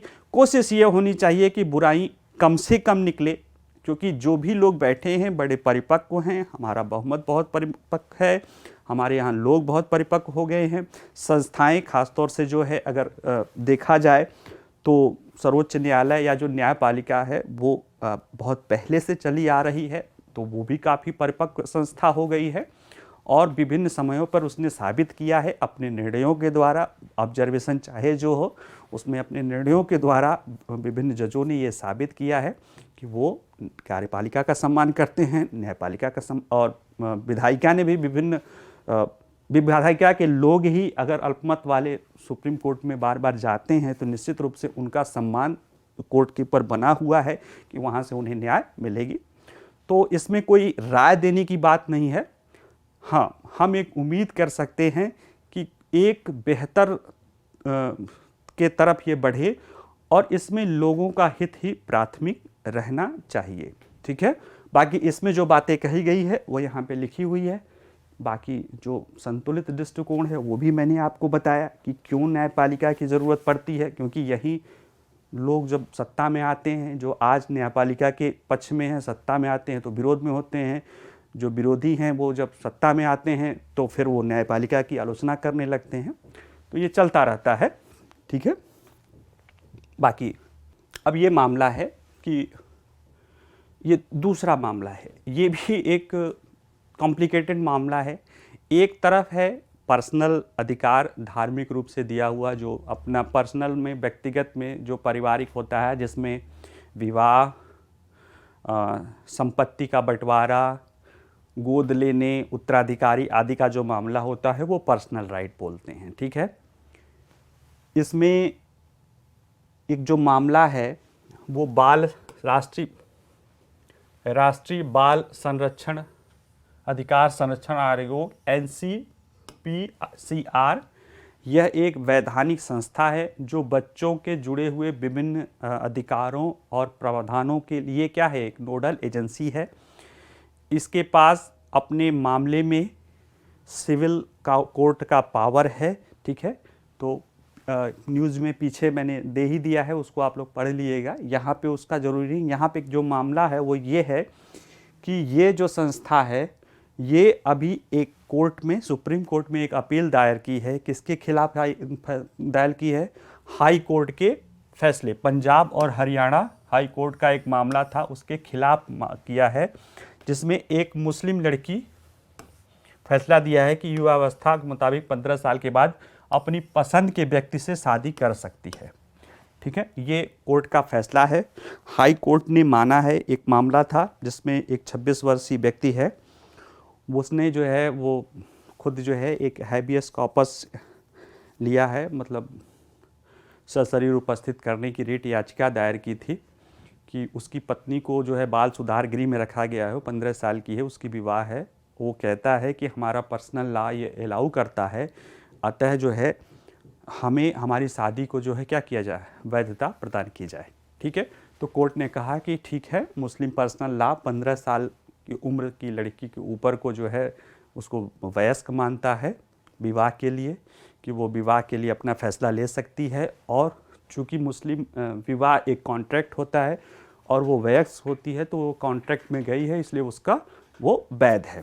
ठीक है, ये मामला आया है राष्ट्रीय बाल अधिकार संरक्षण आयोग, और कहा है कि ये कहीं न कहीं बच्चों के अधिकारों का उल्लंघन है, क्योंकि सभी जितने अन्य कानून हैं उन सभी में 18 साल से कम उम्र के पुरुष और महिला को अवयस्क माना जाता है, बालक माना जाता है, और उनमें 18 साल से कम उम्र के बालिका का विवाह करने पर प्रतिबंध है। ठीक है, पुरुषों के लिए तो 21 साल है, लेकिन महिलाओं के लिए न्यूनतम आयु 18 वर्ष है, कि 18 वर्ष से कम उम्र की लड़कियों की शादी नहीं हो सकती है। ठीक है, और उससे कम उम्र की लड़कियों के साथ जो सेक्सुअल रिलेशन पे जो है पॉक्सो एक्ट के तहत भी कार्रवाई होती है, जो काफ़ी कड़ा कानून है।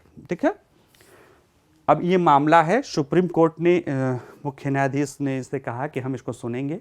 कोर्ट से कहा है कि जो कोर्ट के डिसीजन है उससे बोला है, क्योंकि आपको पता होगा कि हाई कोर्ट के जो डिसीजन होते हैं उसको फिर अन्य कोर्ट उसके नीचे की कोर्ट में या उसके एक बेंच के कोर्ट में जो है उसको नज़ीर के रूप में दिया जाता है। तो सुप्रीम कोर्ट ने कहा कि नहीं, अभी इस पर रोक लगी रहेगी, अभी इस पर कुछ भी नहीं दिया जाएगा, हम इस चीज़ को सुनेंगे। और राष्ट्रीय बाल अधिकार संरक्षण आयोग के तरफ से जो भारत के सॉलिसिटर जनरल तुषार मेहता जी उपस्थित हुए हैं, उन्होंने कुछ प्रश्न खड़ा किया है। वो प्रश्न महत्वपूर्ण है।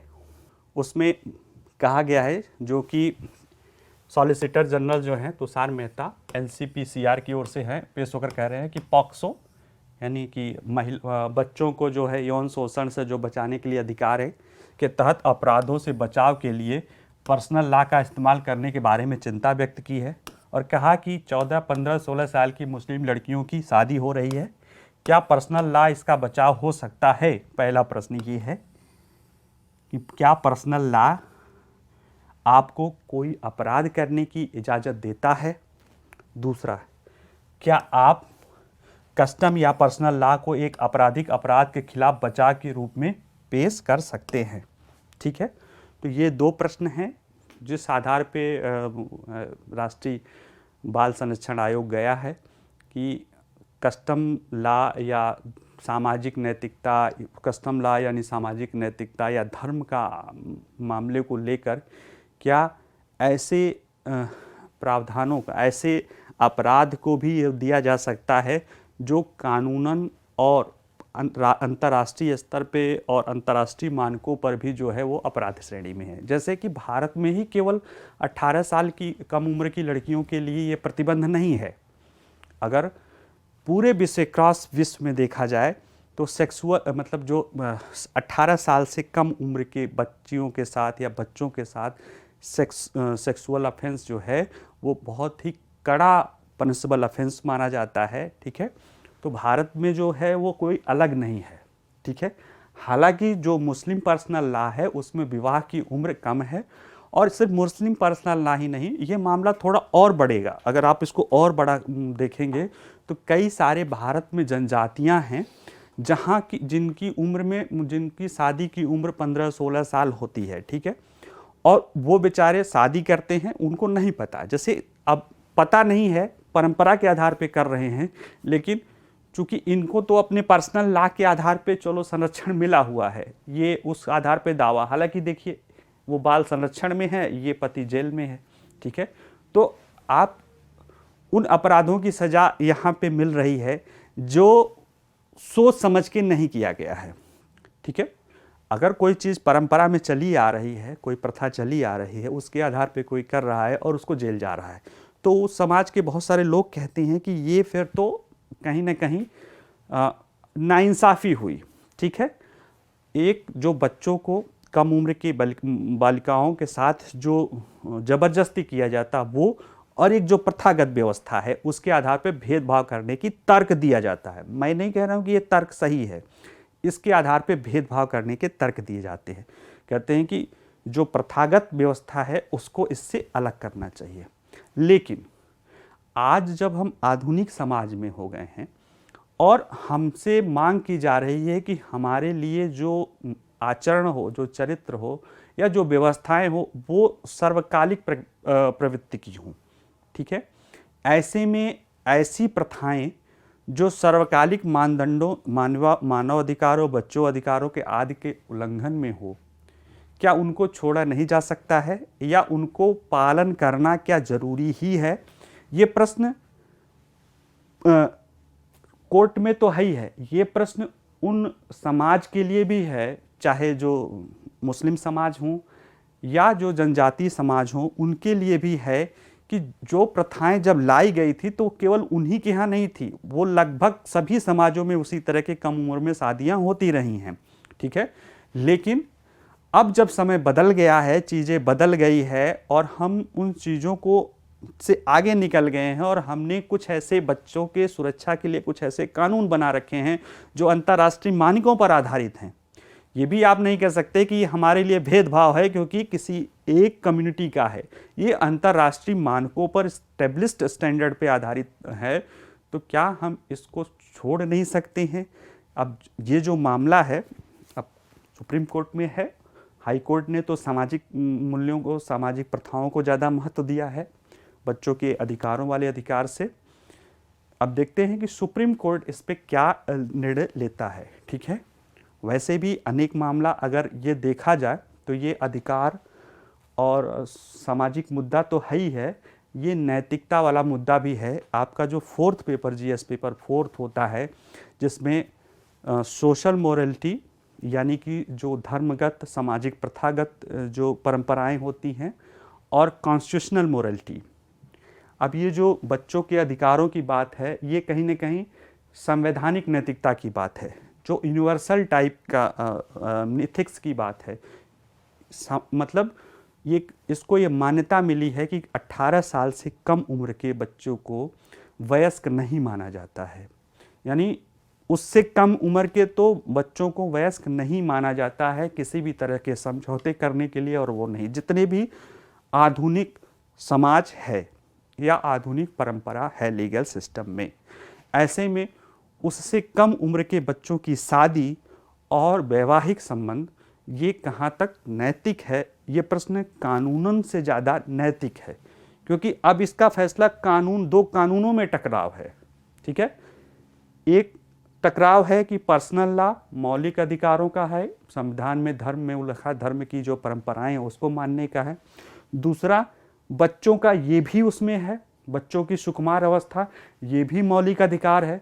तो दो मौलिक अधिकार, दो कानूनों का टकराव है। और अब इसका जो भी मूल्यांकन सुप्रीम कोर्ट करेगा वो निश्चित रूप से ही सर्वकालिक मानदंडों या यूनिवर्सल नैतिकता के आधार पे ही किया जाएगा और करना चाहिए। तो अब देखते हैं, क्योंकि यहाँ अब सुप्रीम कोर्ट के जो फैसले होंगे, वो जो भी निर्णय होगा वो पूरे भारत के लिए एक नज़ीर बन जाएगा। ठीक है, कानून तो नहीं रहेगा लेकिन पूरे भारत के कोर्टों के लिए, वो न्यायालयों के लिए वो नज़ीर बन जाएगा। तो अब यहाँ पे जो व्यू लेना पड़ेगा, जो भी कोर्ट व्यू लेगी वो ब्रॉडर व्यू ही लेगी, जहाँ ऐसा ही होगा। बाकी जो भी होगा देखिएगा, आपकी जो राय है, मेरी राय है कि उस समाज के लोगों को स्वतः ही सोचना चाहिए कि कभी वो परंपराएं रही होंगी।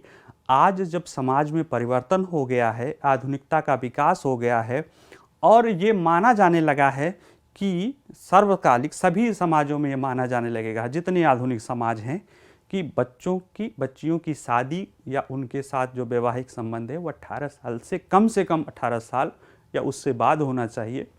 तो ये रिजिडिटी भी ठीक नहीं है।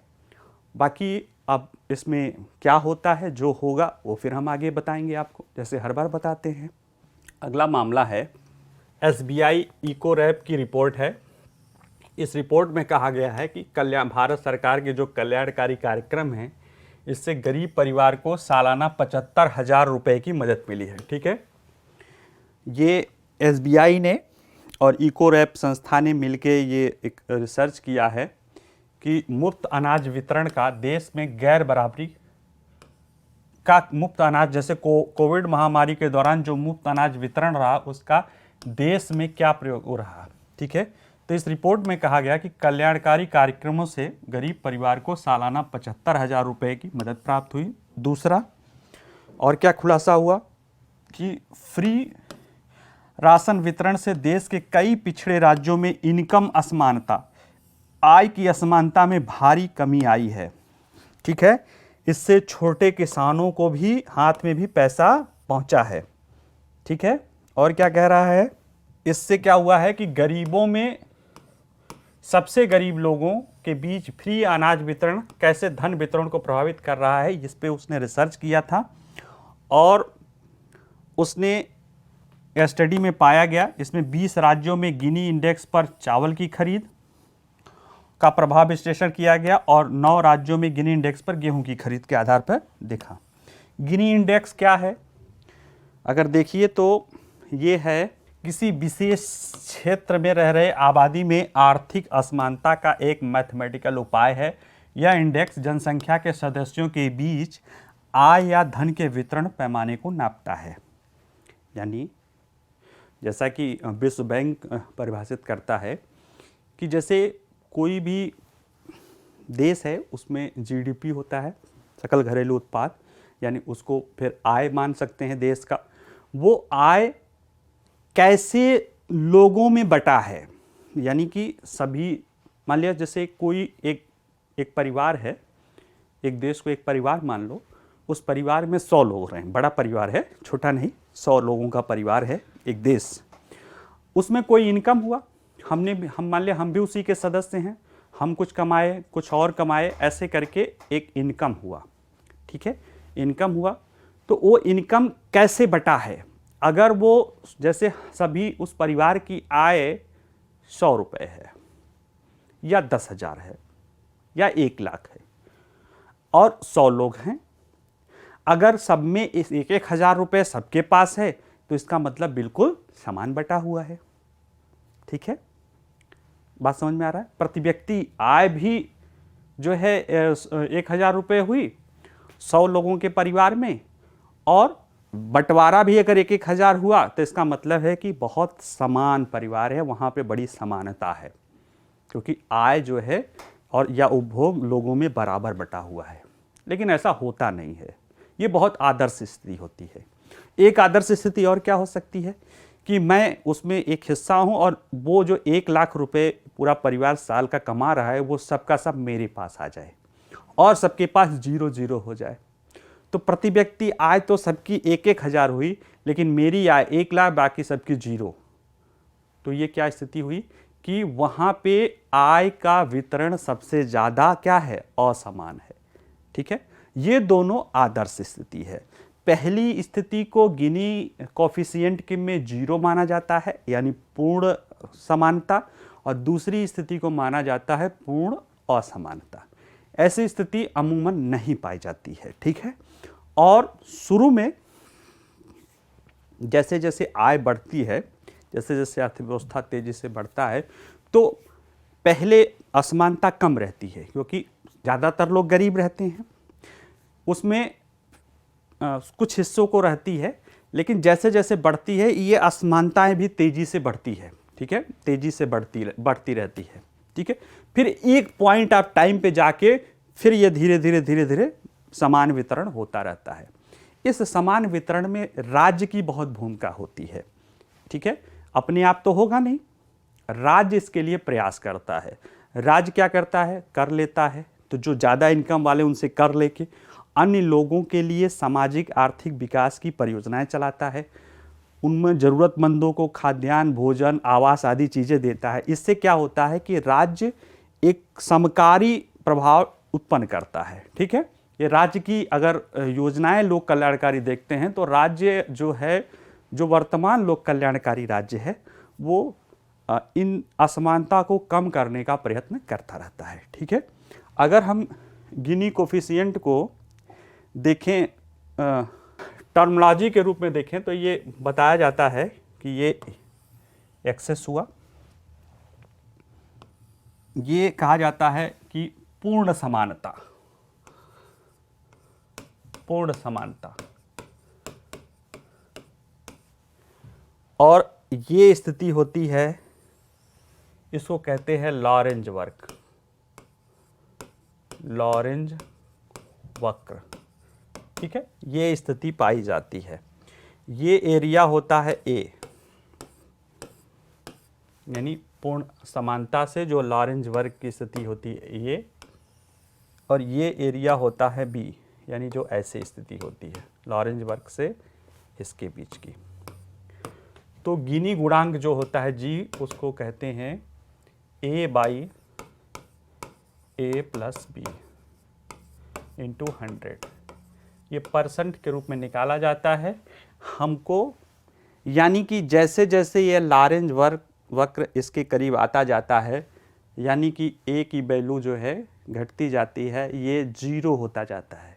ठीक है, जैसे जैसे ये अंतर घटता जाता है वैसे वैसे समाज में असमानताएं, ये इधर होता जाता है, असमानताएं घटती जाती है, और यहाँ पे पहुँच जाता है तो समाज पूरी तरह से क्या है, समान समाज है, और यहाँ पे रहता है तो समाज पूरी तरह से असमान समाज है।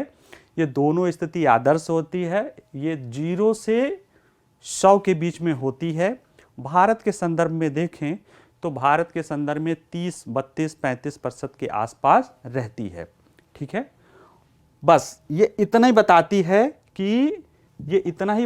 है कि किसी भी देश में आय की समानता है कि नहीं है।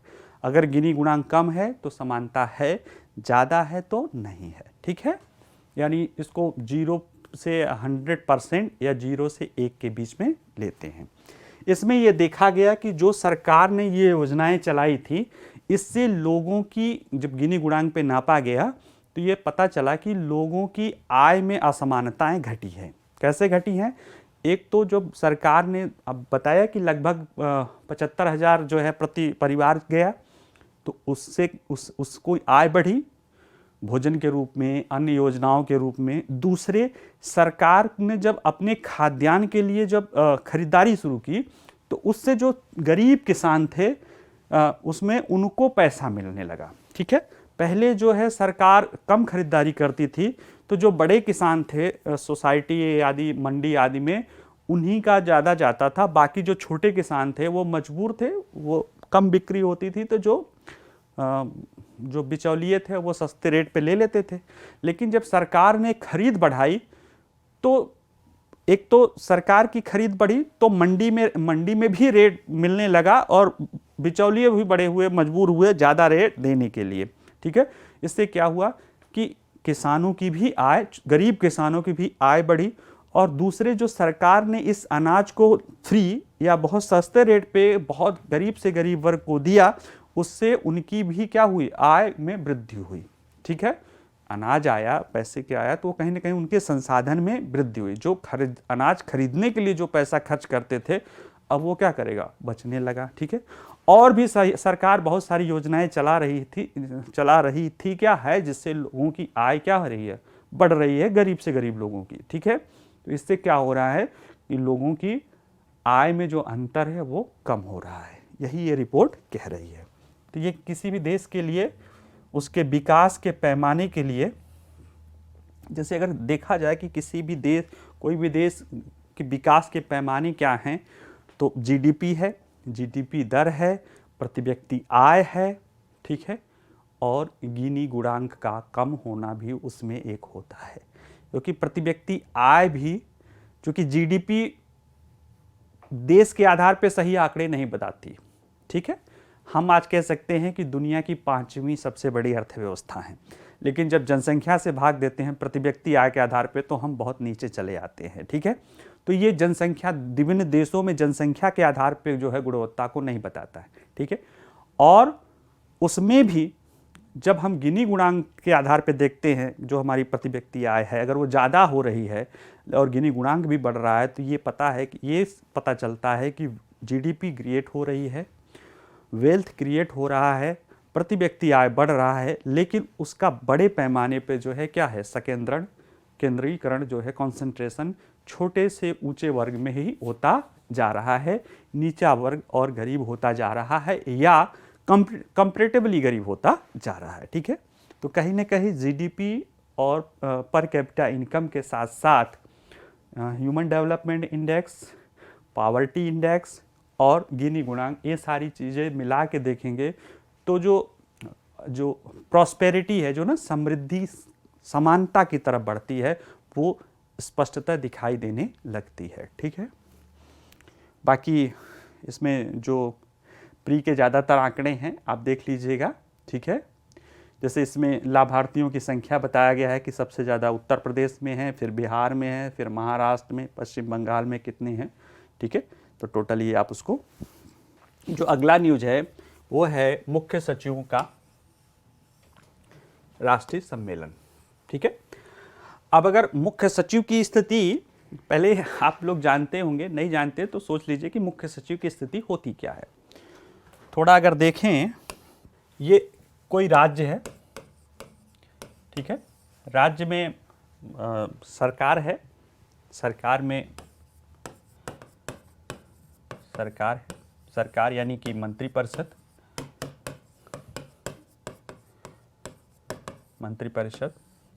ठीक है, ये राजनीतिक प्रमुख होता है,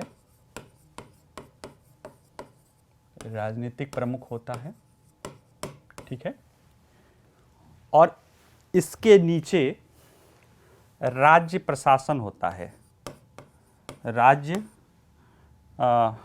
प्रशासनिक इकाई होती है, राज्य प्रशासन बोलते हैं जिसे, स्टेट एडमिनिस्ट्रेशन बोलते हैं उसको।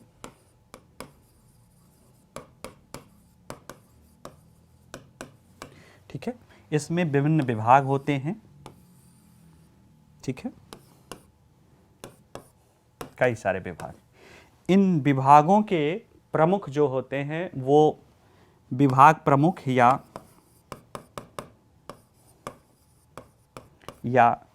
विभिन्न राज्यों में अपर मुख्य सचिव या प्रमुख सचिव के रूप में जाने जाते हैं। ठीक है, अपर मुख्य सचिव या प्रमुख सचिव के रूप में जाने जाते हैं। ठीक है, ये जो इनका काम होता है, जो मंत्रिपरिषद में जो मंत्रिमंडल होते हैं उसके जो सदस्य होते हैं, जो किसी न किसी मंत्रालय के प्रमुख होते हैं, उनको कार्यपालिका का सहयोग देना, यानी उनको सलाह देना और उनसे निर्देश लेना, उनके निर्देश का पालन करवाना। ठीक है, इन्हीं विभाग प्रमुखों का एक जो है प्रशासकीय हेड होता है, एडमिनिस्ट्रेटिव हेड होता है। चलो हिंदी में लिख देते हैं, प्रशासकीय प्रमुख होता है वो होता है मुख्य सचिव। मुख्य सचिव, इसको चीफ सेक्रेटरी बोलते हैं।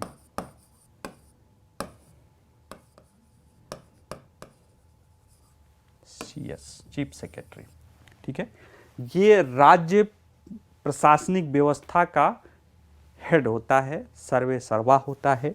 सभी विभाग प्रमुख, सभी विभागीय सचिव, चाहे वो अपर मुख्य सचिव के नाम से जाने जाते हों, चाहे वो प्रमुख सचिव के नाम से जाने जाते हों, उन सब का ये क्या होता है, बॉस होता है। उन सब का ये क्या होता है, वरिष्ठ अधिकारी, लीडर होता है, नेता होता है।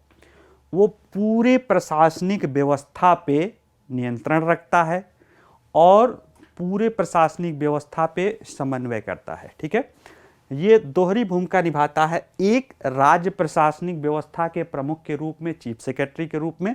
दूसरा ये है, ये जो मंत्री परिषद होता है इसका भी सचिव होता है। ठीक है, सचिव। इसलिए ये राज्य स्तर पे मंत्रिमंडल का सचिव के रूप में, यानी कैबिनेट सेक्रेटरी, राज्य स्तर पे जो चीफ सेक्रेटरी होता है वो मंत्रिमंडल का सचिव भी होता है। ठीक है, यानी कि ये मुख्यमंत्री के डायरेक्ट नियंत्रण में तो होता है, लेकिन ये सलाहकार किसका होता है, राज्य सरकार या मंत्रिमंडल का। ठीक है, मुख्यमंत्री के अपने प्रमुख सचिव होते हैं, उनके जो अपने विभाग होते हैं जिनके वो डायरेक्ट प्रमुख होते हैं, उनके वो अपने प्रमुख सचिव होते हैं। लेकिन मुख्यमंत्री और मंत्रिपरिषद का अगर कोई सचिव है तो वो मुख्य सचिव होता है। ठीक है, मुख्य सचिव। तो ये है मुख्य सचिव का महत्व किसी राज्य व्यवस्था में, उसको किंग पिन बोलते हैं। ठीक है, किसी भी राज्य व्यवस्था में मुख्य सचिव सर्वोच्च प्रशासनिक पदाधिकारी होता है। उसके पद के समान केंद्र स्तर पे कोई अधिकारी नहीं है। उसके मुख्य सचिव के समान केंद्र स्तर पे कोई अधिकारी नहीं है। केंद्र स्तर पे जो कैबिनेट सेक्रेटरी होता है वो केंद्र स्तर के समस्त विभागों का प्रमुख नहीं होता है। यहाँ पे वो समन्वयक होता है, नेता नहीं होता है। ठीक है, बॉस नहीं होता है, उसको रिपोर्टिंग नहीं होती है। ठीक है, कैबिनेट सेक्रेटरी या उसी को जो केंद्र स्तर पे आप लोग सुने होंगे मंत्रिमंडल सचिव, मंत्रिमंडल सचिव, वो मंत्रिमंडल का तो सचिव होता है, लेकिन संपूर्ण केंद्र सरकार का प्रमुख वो नहीं होता है। ठीक है, मंत्रिमंडल केंद्र स्तर पे जितने जो विभाग होते हैं उसके प्रमुख उस विभाग के अध्यक्ष, विभागाध्यक्ष या जिसे सेक्रेटरी बोला जाता है। ठीक है, कोऑर्डिनेटिंग अथॉरिटी होती है, लेकिन जो उसको कहते हैं ना एडमिनिस्ट्रेटिव हेड, वो कैबिनेट सेक्रेटरी नहीं होता है। यानी कि जो मुख्य सचिव होता है वो बहुत भारतीय प्रशासनिक व्यवस्था में बहुत महत्वपूर्ण पद होता है। ठीक है, ऐसे में इनका सम्मेलन है, प्रधानमंत्री की अध्यक्षता में है, तो निश्चित रूप से इस सम्मेलन की महत्व को ये बात दर्शाता है। ठीक है, चूंकि ये राज्य कार्यपालिका का, राज्य प्रशासनिक व्यवस्था का हेड होता है और विभिन्न राज्यों के लोग आपस में बैठते हैं और केंद्र स्तर पे इसमें कैबिनेट सेक्रेटरी, प्रधानमंत्री और भी जो लोग बैठते हैं।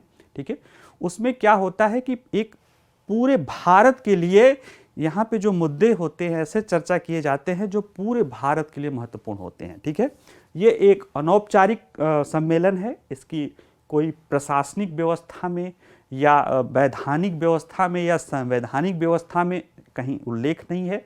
इसका जो है ये बुलाया जाता है या बुलाया गया है, एक तरह से कह सकते हैं कि आपस में केंद्र और राज्य स्तर की प्रशासनिक व्यवस्था एक दूसरे को समझे, बेहतर से समझे, क्या भविष्य की ज़रूरतें हैं, क्या भविष्य की चुनौतियां हैं, वर्तमान की क्या स्थिति है, इसको जानने का बेहतर प्रयत्न करे। ठीक है, इस तरह के सम्मेलन होते रहे हैं, कभी उसमें कैबिनेट सेक्रेटरी की अध्यक्षता में हो जाते थे। ठीक है, लेकिन प्रधानमंत्री का पिछले इस सम्मेलनों में शामिल होना ये इसके महत्व को दर्शाता है। ठीक है, तो इस में जो प्रधानमंत्री जी शामिल हुए हैं, अगर हम देखें प्रधानमंत्री जो शामिल हुए हैं इसमें देखा जाए तो केंद्र सरकार के इस सम्मेलन में राज्यों के साथ भागीदारी के साथ साथ तीव्र और सतत आर्थिक विकास हासिल करने पर विशेष ध्यान दिया गया है। ठीक है, ये सम्मेलन दूसरी बार हो रहा है। ठीक है, ये ऐसे समय हो रहा है जो भारत के समक्ष चुनौतियां भी हैं और अवसर भी है। आपको पता होगा कि भारत ने 1 जनवरी 2023 से लेके अब भारत ने G20 की अध्यक्षता ले लिया है। ठीक है, G20 का अध्यक्ष होना भारत के लिए एक गौरव की बात है, क्योंकि भारत इस समय उस संगठन का अध्यक्ष है जो संगठन दुनिया के 80% GDP, 75% व्यापार और 60% आबादी का प्रतिनिधित्व करती है।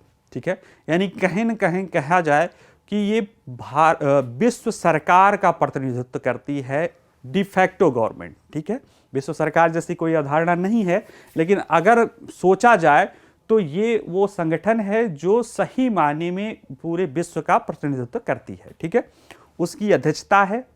ऐसे में इस सम्मेलन का महत्व बढ़ जाता है, क्योंकि जैसा कि केंद्र सरकार G20 के विभिन्न सम्मेलनों को भारत के विभिन्न राज्यों में करा रहा है, क्योंकि उसका उद्देश्य ये है कि जो हमारे सामने अवसर हैं या जो हमारे सामने चुनौतियां हैं उनमें राज्य भी भागीदार हो सकें, राज्य के लोग भी भागीदार हो सकें। ठीक है, जिससे कि क्या है, कोऑपरेटिव फेडरलिज्म बढ़े। केंद्र राज्य संबंध आप लोग पढ़े होंगे। फेडरलिज्म में 2 इकाई होती है, केंद्र होता है यानी संघ होता है और राज्य होता है। दोनों की अपने अपने अधिकार होते हैं, अपनी शक्तियां होती हैं फेडरेशन में। भारत में जो व्यवस्था अपनाई गई है वो फेडरेशन कह के यूनियन ऑफ स्टेट कहा गया है, जिसमें केंद्र भी इकाई है, राज्य भी इकाई है। ठीक है, तो कई मामलों में यहाँ पे संघीय व्यवस्था है, परिसंघीय व्यवस्था है, और कई मामलों में एक व्यवस्था है। ठीक है, जहाँ तक संघीय व्यवस्था है वहाँ पे आपस में टकराव दिखाई देता है, क्योंकि अलग अलग राज्यों में जब अलग अलग दलों की सरकार होती है या एक ही दल की सरकार होने के बावजूद भी अलग अलग मुद्दे होते हैं। जैसे कि तमिलनाडु में अलग दल की सरकार है और केंद्र में अलग दल की सरकार है, उनके बीच में टकराव मान लिया समझ में आता है। पंजाब में अलग दल की सरकार है, केंद्र में अलग दल की सरकार है। दिल्ली में अलग दल की सरकार है, हालांकि ये तो केंद्र शासित प्रदेश है, फिर भी मान लो चलो। राजस्थान में अलग दल की सरकार है, इनके बीच में अगर टकराव होगा तो ये कह सकते हो कि चलो ये पार्टी के विचारधारा के आधार पर टकराव है। लेकिन अभी कुछ दिन पहले हम लोगों ने देखा था बेलगांव या कर्नाटक महाराष्ट्र विवाद, उसमें तो एक तरफ भाजपा की सरकार है और दूसरी तरफ भाजपा सबसे बड़ी सहयोगी दल है, तो वहाँ पे तो दोनों तरफ भाजपा की सरकार है, फिर वो क्यों आपस में लड़ रहे हैं वो सरकारें। तो कहीं ना कहीं कई बार मुद्दे ऐसे होते हैं जो पार्टियों से ऊपर होते हैं। ठीक है, इससे जो है क्या होता है कि केंद्र और राज्य के बीच में संघर्ष दिखाई देता है, टकराव दिखाई देता है। ठीक है, टकराव का होना कुछ अर्थों में सही भी है, लेकिन सहयोग होना ज़्यादा जरूरी है जब हम विशेष परिस्थितियों में उपस्थित हों। विशेष परिस्थितियाँ आज हमें अवसर भी दे रहा है और हम अमृतकाल भी मना रहे हैं, और हमने लक्ष्य भी रखा है कि आज़ादी का अभी 75वां वर्षगांठ मनाए हैं 2022 में, और 2047 तक हम भारत को एक विकसित देश बनाने की दिशा में चल रहे हैं, और हम उस दिशा में तेज़ी से कदम बढ़ा रहे हैं। हम G20 का अध्यक्षता ले रहे हैं, और ठीक उसी समय दुनिया में हमारे लिए अवसर भी है। चीन के में वृद्धि दर का कम होना या चीन की नीतियों का लोगों को उससे अवगत हो जाने से या उससे परेशान हो जाने से लोग भारत की तरफ एक अवसर भी देख रहे हैं। लेकिन विश्व की जो चुनौतियां हैं वो भी भारत की तरफ मोबाए खड़ी हुई हैं, तो भारत उनसे भी नहीं बच सकता है। ऐसे समय में केंद्र राज्य के बीच में सहयोग होना या समन्वय होना बहुत ज़रूरी है। इस तरह से इसलिए इस तरह के संगठनों का, सम्मेलनों का स्वागत करना चाहिए। और अब देखते हैं कि इसमें प्रधानमंत्री जी ने क्या कहा है। इसमें जो विषय चर्चा के लिए रखा गया था वो थोड़ा देख लीजिएगा। सूक्ष्म, लघु एवं मध्यम उपक्रम, बुनियादी ढांचा और निवेश, जटिलताओं में कमी, यानी जो प्रशासनिक जटिलताएं होती हैं जो कहीं ना कहीं रोजगार करने में या जो निवेश आने में बाधा होती है उस पर, महिला सशक्तिकरण, स्वास्थ्य और पोषण और कौशल विकास। ठीक है, ये 5-6 मुद्दे हैं जिन पे चर्चा के लिए विषय रखा गया है। इसमें जो प्रधानमंत्री जी का संबोधन है वो उन्होंने जो दिया है, इसमें जो बातें हैं वो समझने वाली बातें हैं। ठीक है, क्योंकि मैं फिर बताया हूँ कि प्रधानमंत्री एक भारत के जो है प्रधानमंत्री हैं, वो भारत का प्रतिनिधित्व करते हैं और अगर वो कोई औपचारिक बात कहते हैं तो उनका महत्व है, उनको हमें समझना चाहिए, सुनना चाहिए।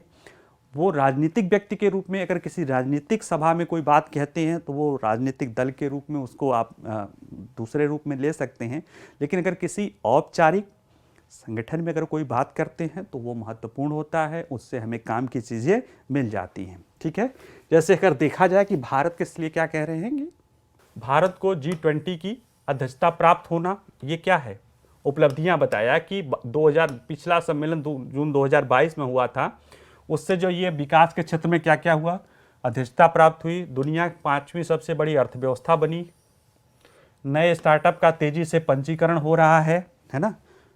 देख ही चुके हैं कि जो नए स्टार्टअप का तेजी से पंजीकरण हो रहा है वो अगर अमेरिका को छोड़ दिया जाए तो नंबर 2 पे हम ही हैं।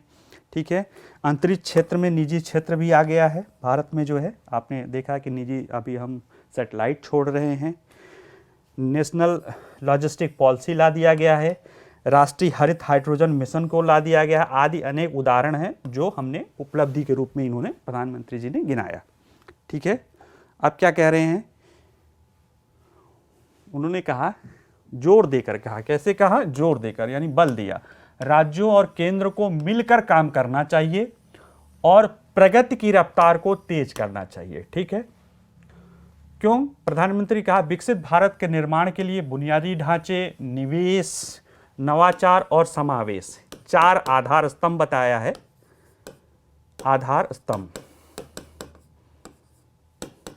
4 आईज, 4 आईज, आई माने पहला आई इंफ्रास्ट्रक्चर, दूसरा आई इन्वेस्टमेंट यानी अवसंरचना, निवेश, तीसरा इनोवेशन, इनोवेशन मतलब नवप्रवर्तन या नवाचार, और इंक्लूजन यानी समावेशन। यानी अगर भारत को विकसित भारत बनाना है तो बुनियादी ढांचे, रोड, ऊर्जा, शिपिंग, रेलवे और उद्योग मतलब भारी उद्योग, इनमें क्या करना होगा, ध्यान देना होगा। और ये कैसे होगा, निवेश से होगा, इन्वेस्टमेंट चाहिए, बिना इन्वेस्टमेंट के कुछ नहीं होना है। और ये इस सिर्फ इन्वेस्टमेंट और इससे नहीं होगा, हमें अगर भविष्य में वो लेना है तो हमें इनोवेशन भी करना पड़ेगा, नई नई चीज़ों को सोचना पड़ेगा, कैसे नया विकल्प उपलब्ध हो, कैसे हम, जैसे एक पिछली बार पढ़ रहे थे, अभी भी पढ़ेंगे, चक्री इकॉनमी, चक्री इकॉनमी का सर्कुलर इकॉनमी। ठीक है, अभी क्या है सर्कुलर इकॉनमी, एक इनोवेशन है ना, कि कैसे हम वेस्ट को वेल्थ में बदल दें। पराली की समस्या, प्रदूषण हो रहा है, सब कुछ हो रहा है, दिल्ली को रोकना पड़ जा रहा है, और अगर उसी पराली को हम उसमें कॉम्पैक्ट नेचुरल गैस में मीथेन में बदल के, उसमें अगर हम गैस में बदल के अगर हम ऊर्जा के रूप में बदल दें तो किसानों की आय भी बढ़ी। हमने देखा भी है कि प्रति हेक्टेयर एक्स्ट्रा 18 से 20 हज़ार रुपये किसानों को आय मिल जाएगा। और दूसरे, जो भारत महत्वपूर्ण अपना जो विदेशी मुद्रा है भंडार से उसको दे के जो विदेशों से गैस आदि आयात कर रहा है, वो उसमें कमी हो सकती है। ठीक है, जैसे कि फसलों का जो अवशेष होते हैं उससे इथेनॉल बना लो। ठीक है, बहुत सारी ऐसे नई नई चीज़ें हैं। ठीक है, वेस्ट से वेल्थ। ठीक है, जो अभी ग्रीन हाइड्रोजन है कि सौर ऊर्जा का प्रयोग करके जो सीवेज पानी है या जो पानी है उसमें हम सीवेज पानी का इस्तेमाल करके जो है हाइड्रोलिसिस से हाइड्रोजन बनाएंगे, हाइड्रोजन गैस, और वो सबसे स्वच्छ ऊर्जा का वो है। ठीक है, वो अगर ऐसा सक्षम होता है तो न केवल हम अपने लिए, हम दुनिया के लिए भी उसको कर सकते हैं। तो वही चीज़ है कि इनोवेशन क्या करता है, चुनौतियों को, समस्याओं को अवसर में बदल देता है। ठीक है, जो अवसर है उसको तो अवसर में बदलता ही बदलता है, जो चुनौतियां हैं, जो समस्याएं हैं, जो मुसीबतें हैं, उसको भी अवसर में बदल देता है। ठीक है, अभी जैसे आपने सुना होगा कि कल ही जो है प्रधानमंत्री ने एक सबसे लॉन्गेस्ट क्रूज सेवा चलाई है, ठीक है, गंगा विलास, MV गंगा विलास, ठीक है, बनारस से डिब्रूगढ़ तक। अब या बनारस में जो है गंगा उस पार जो है रामनगर की तरफ जो है टेंट सिटी बसाया है, ठीक है भाई। ये क्या है, इससे क्या होगा, आप सोच के देखिए कि ये इससे होगा क्या। इससे रोजगार और अवसर आएगा। जो MV गंगा विलास चल रहा है 2 साल तक की बुकिंग हो चुकी है, 2 साल तक की बुकिंग उसकी हो गई है, उसकी टिकट नहीं है, और वो टिकट भी कम नहीं है, 50 दिन की यात्रा है, और जो सूट्स हैं उसके 80,000 से 1 लाख एक दिन के हैं। इसके बावजूद भी 2 साल तक उसकी बुकिंग हो चुकी है। अब वो जिन क्षेत्रों से गुजरेगी, जहां घूमने जाएंगे, जो लोग 1 लाख रुपए रोज का क्रूज का दे रहे हैं, जब किसी एरिया में जाएंगे घूमने के लिए गंगा के घाटों के आसपास, तो क्या वो खर्च नहीं करेंगे? विदेशी हैं, वो लोकल चीज़ नहीं लेंगे, लोकल रोजगार नहीं बढ़ेगा। क्या है ये है कि कहीं ना कहीं, जैसे हम तो नेशनल वाटरवे बना रहे हैं कि हम उसमें परिवहन करेंगे। क्यों? क्योंकि अगर देखा जाए तो प्रति टन सबसे कम खर्चा माल ढोने में प्रति किलोमीटर आता है तो पानी के द्वारा आता है। तो इसलिए हम तो नेशनल हाईवे बना ही रहे हैं। उधर नेशनल वाटर हाईवे जो है हल्दिया से जो है हल्दिया से प्रयागराज, और उधर सदिया से धुबरी, यानी उसमें तो था ही, वो तो हम कर ही रहे हैं। क्रूज चला दिए, उससे क्या होगा कि लोकल पर्यटन को बढ़ावा मिलेगा। टेंट सिटी बसा दिए, तो ये क्या है? ये इनोवेशन है। हम अपनी समस्याओं को कैसे अवसर में बदल रहे हैं, ठीक है। तो ये बहुत महत्वपूर्ण चीज़ है, और उन सबसे महत्वपूर्ण ज़्यादा चीज़ है इंक्लूजन। अगर मैं कहूँ कि इन सारे आइज़ में सबसे ज़्यादा महत्वपूर्ण है इंक्लूजन। क्यों? क्योंकि ये इसका उद्देश्य है। हम ये सब क्यों कर रहे हैं? भारत का विकसित भारत बना रहे हैं, क्यों? क्योंकि भारत के सभी लोगों का विकास करना है, और ये बिना इंक्लूजन के नहीं हो सकता है।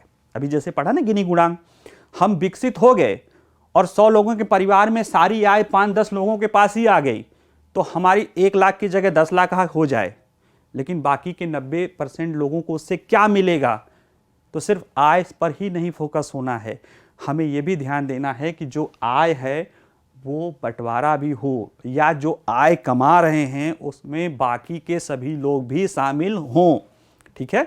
ये है इंक्लूजन वाला। तो ये 4 स्तंभ है जिसके आधार पे भारत को एक विकसित देश के रूप में निर्माण करना है, ठीक है। चलो हम ब्रेक लेते हैं, ब्रेक के बाद मिलते हैं।